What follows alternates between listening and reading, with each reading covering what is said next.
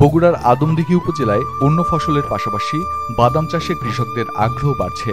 অনুকূল আবহাওয়া থাকায় এবছর বাদামের বাম্পার ফলন হওয়ার সম্ভাবনা রয়েছে এই উপজেলায়। কম খরচে বেশি লাভ হওয়ায় বাদাম চাষে আগ্রহ দেখাচ্ছেন এখানকার চাষিরা।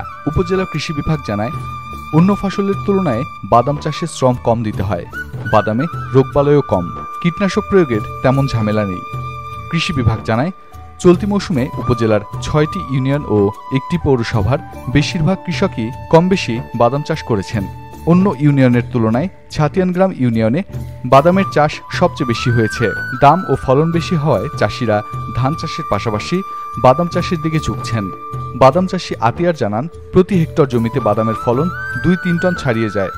রোপা আমন ধান কাটার পরেই সুযোগ বুঝে চাষিরা অন্য ফসলের পাশাপাশি বাদামের চাষ শুরু করেন। সরকারিভাবে চাষিদের উচ্চ ফলনশীল বাদামের বীজ, রাসায়নিক সার ও অন্যান্য উপকরণ সঠিক সময়ে সরবরাহ করা হলে ধানের মতো বাদাম চাষের উজ্জ্বল সম্ভাবনা রয়েছে এই অঞ্চলে। উপজেলা কৃষি অফিসার কৃষিবিদ মিঠুন চন্দ্র অধিকারী বলেন, আবহাওয়া অনুকূলে থাকায় এবার বাদামের ভালো ফলন হয়েছে।